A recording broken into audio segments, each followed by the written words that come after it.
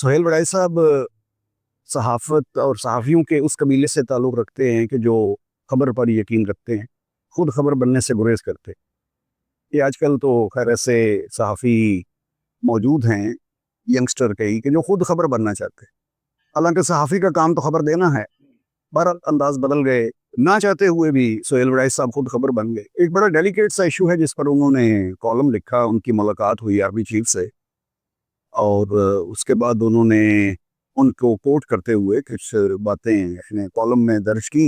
ज़ाहिर है वो एक बड़ा इशू था, तो वो एक्सपेक्टेडली पूरे मुल्क में उसकी गूंज पैदा हुई। यहाँ तक भी खैर थी, लेकिन इससे आगे जब मसला थोड़ा ख़राब हुआ, वो उनका नेक्स्ट कॉलम था जिसमें शायद वो मेरे प्यारे कैदी के टाइटल से, तो उसमें कुछ मशवरे उन्होंने दिए कि माफ़ी मांग लें, इमरान खान के हवाले से माफ़ी मांग लें, सब अच्छा हो जाएगा मुल्क की खातिर, या एक अपना उनका एक अंदाज़ है बड़ा पोलाइट सा।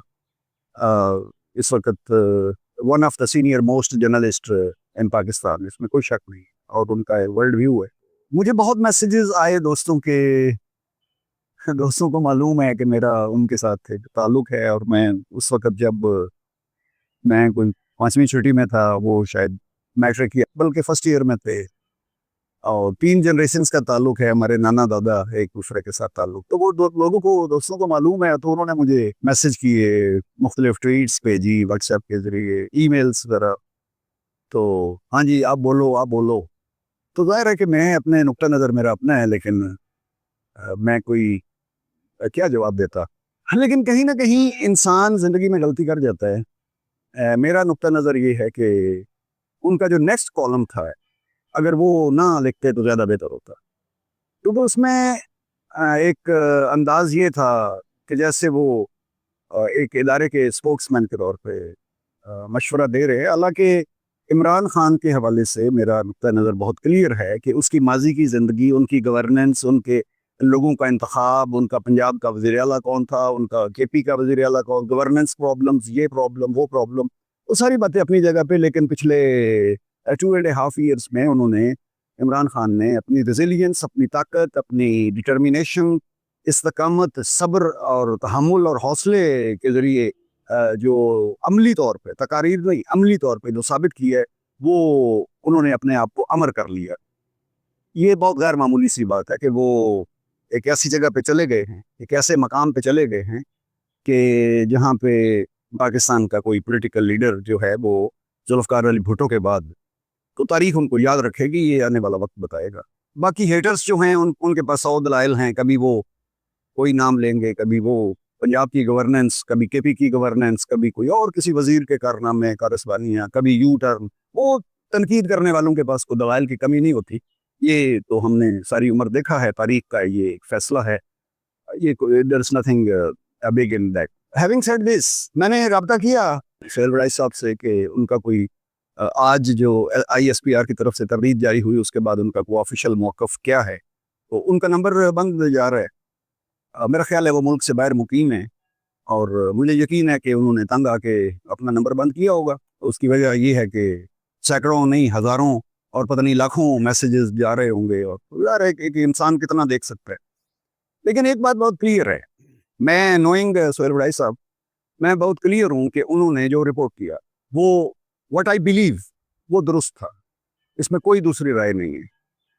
कोई ये ज़रूरी नहीं है कि अगर कोई बंदा 60 या 62 ईयर्स की उम्र का है, तो उसने जो बात की या लिखी तो वो हरफ आखिर थी। या सुहेल वड़ाई साहब को जानते हुए मैं ये कभी एक्सपेक्ट नहीं कर सकता कि वो कोई ऐसा जुमला, क्योंकि वो हर हर्फ के अहमियत को समझते हैं, हर हर्फ की जो एक छपा हुआ लफ्ज़ है, क्योंकि ज़ाहिर 40-50 साल का तजर्बा, उससे ज़्यादा कौन जानता है कि एक छपे हुए लफ्ज़ को या बोले हुए लफ्ज़ का तकद्दुस क्या है।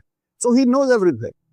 तो बाकी रह गई बात, अगर फ़र्ज़ करें ये जो कुछ आज रिबटल आई है ISPR की तरफ से, अगर ये रिबटल कॉलम पब्लिश होने के 20 मिनट बाद आ जाती, 1 घंटे बाद आ जाती, चंद घंटों बाद भी आ जाती, तो हम कह सकते थे कि सुहेल वड़ाई साहब को बात समझने में गलती लगी है। लेकिन सर आज देखें तो सही, कितने दिनों के बाद ये रिबटल, क्यों कि अब उसको माफ़ी मांग लें, माफ़ी वाला जो इशू है, अब उस पे जो इस्लामी नुक्ता निगाह से जो बातें आई सोशल मीडिया, टेलीविज़न तो खैर देखता कोई नहीं है, सोशल मीडिया पे जो कुछ ये अखबारात भी ऑनेस्टली रेलेवेंट हो गए हैं। अखबारात में क्या हुआ है ये भी मालूम करने के लिए आपको वो देखना पड़ता है सोशल मीडिया, कॉलम निगार या दीगर जो इवन टीवी होस्ट वगैरह हैं वो भी अपनी बात को सोशल मीडिया पे डालते हैं कि जी मैंने ये फरमाया था लिहाजा मुझे देखें। टीवी तो देखता कोई नहीं, घर में टीवी पड़े हैं, एलसीडीज पड़ी हैं, वो कोई खोलता ही नहीं है। कोई मैच वगैरह हो गया या कभी खवातीन ने कोई ड्रामा लगा लिया या कोई छोटे नन्हे बेबी हैं जिस घर में कार्टून लगा लिए, इसके अलावा तो टीवी का अब कोई काम नहीं है। तो वो भी सोशल मीडिया पे डालते हैं कि जनाब ये मुझे सुने जनाब, हाँ जी, कॉलम भी वो भी सोशल मीडिया पे। और so TV is no, I mean it has lost its significance. और आपको पता है कि ऐसा क्यों हुआ, अखबारात वैसे खत्म हो गए। ये अलग बात है कि ये मालकान को खुश करने के लिए बहुत बहुत बड़ी बदकिस्मती है कि अरबों रुपए के इश्तेहारात दिए जाते हैं कौमी खजाने से, मेरे और आपके पैसे से। Anyway coming back to the issue, Sohail वड़ाई साहब जो हैं, मेरा बड़ा क्लियर सा व्यू है कि उन्होंने जो रिपोर्ट किया वो 100% दुरुस्त था, रिबटल की कोई सिग्निफिकेंस नहीं है।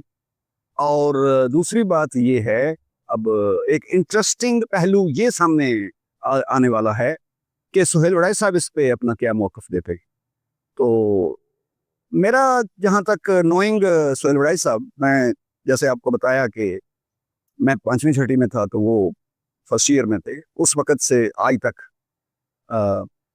मैं जब कहता हूँ कि मैं उनको जानता हूँ तो आई मीन इट कि मैं उनको जानता हूँ।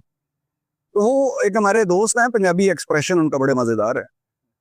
वो कहते होते हैं उनका एक, मैं एडा जिद्दल ना मतलब मीन के मैं कोई आई एम नॉट दैट इंट्रांसिजेंट, मैं इतना जिद्दी नहीं हूँ।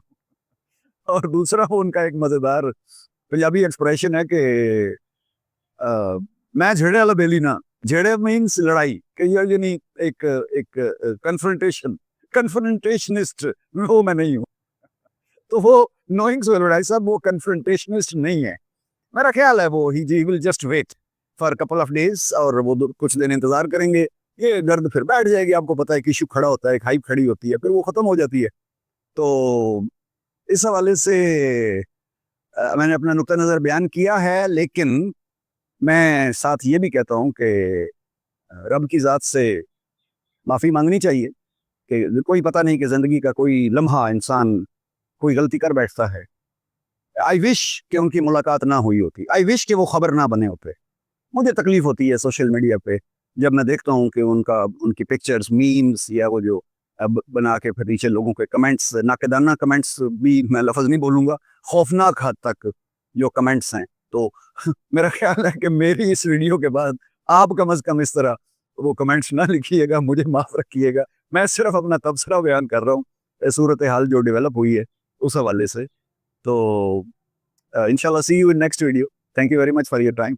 God bless you.